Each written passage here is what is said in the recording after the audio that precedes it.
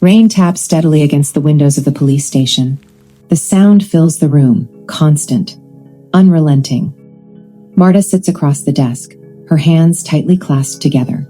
Detective Daniel Carter stands in front of her, calm, focused. Beside him, Carlos Torres holds a file, ready to take notes. Daniel looks at her.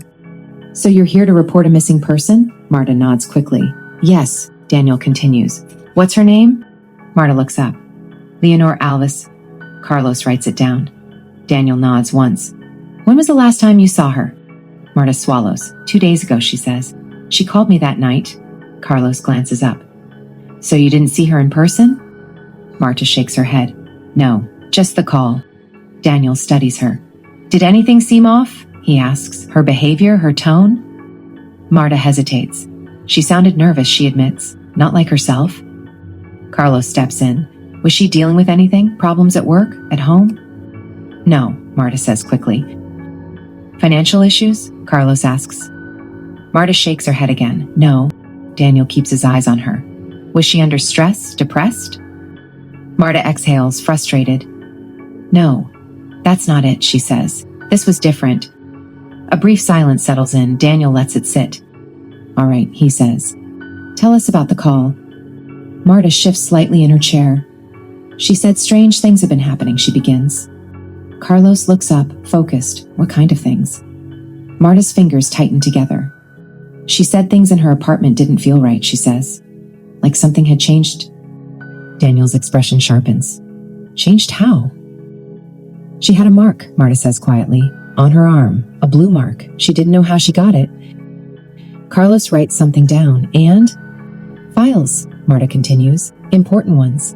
She told me some were missing." Daniel and Carlos exchange a quick glance. "She thought someone had been inside?" Daniel asks. Marta hesitates. "She didn't say it like that," she replies, "but she felt like something was wrong." Carlos leans back slightly. "And this was the same night she disappeared?" Marta nods. "Yes." The rain grows louder against the windows. "She said it didn't make sense," Marta adds quietly. "Like things were happening, but she couldn't explain how." A pause. Then, she sounded scared. Daniel and Carlos exchange another glance. More serious now. Daniel straightens slightly. "All right," he says. "We'll start looking into this." Marta nods, holding on to that. "Please," she whispers. "You have to find her." Daniel gives a small nod. "We will." But as he turns away, something about this doesn't sit right, because this doesn't sound like someone who just disappeared. It sounds like something was already happening to her, something no one else could see, until now.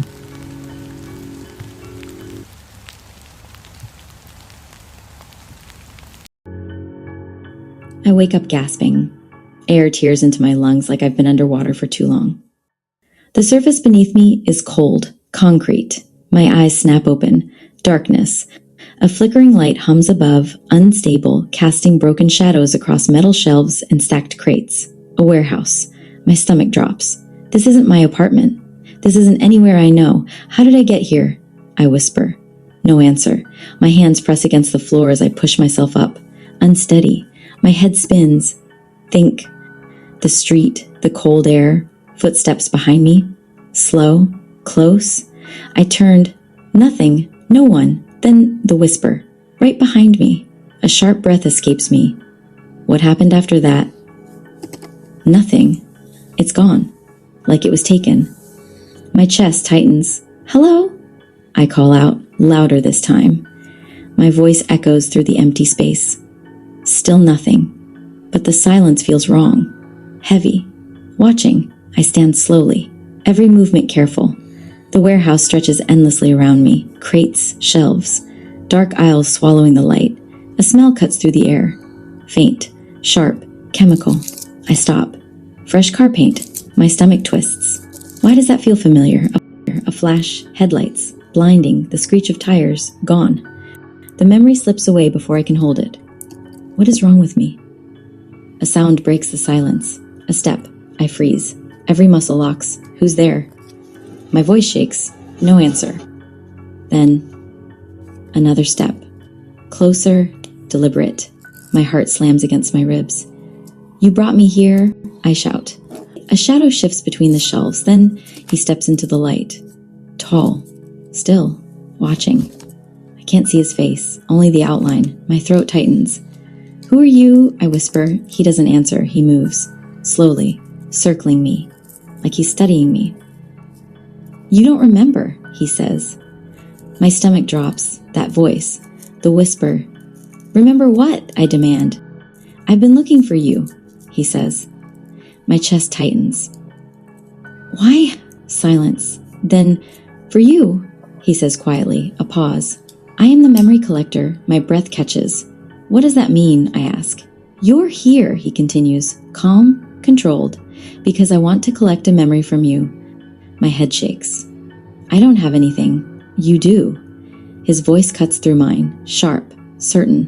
What memory? A memory you lost, a few years ago. My heart starts racing faster. I didn't lose anything. You did. The certainty in his voice hits harder than anything else. What memory? I whisper. He steps closer, close enough for me to feel him. That's what we're going to find out. My breath trembles. Why me? I ask. A pause. Then, because some memories, he says quietly, even when we forget them. He leans slightly closer. We still have to answer for them. My breath stops. The words sink in. Heavy. Wrong. What did I do? I whisper. For a moment, I think he's going to answer. But he doesn't. Instead, he steps back. Slowly. Fading into the shadows. You'll remember soon enough.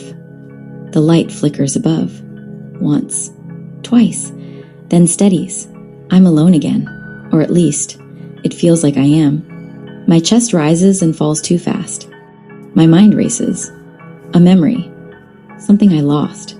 Something I'm responsible for. I try to think. Try to remember. But every time I reach for it, nothing. Just that same emptiness. Like something is missing. Or worse. Like something was taken. I turn slowly, looking around the warehouse again. The shelves. The crates. The shadows stretching across the floor. Everything feels different now. Closer. Like the walls are watching me. I wrap my arms around myself, trying to steady the shaking. What did I do? I whisper again. The question lingers in the air, unanswered. And somehow, that feels worse. Because one thing is becoming impossible to ignore. This isn't random. This isn't a mistake. He didn't bring me here by chance. He knows me, knows something about me that I don't. And if he's right, if there really is something I forgot, then the real question isn't just what happened to me. It's, what did I do?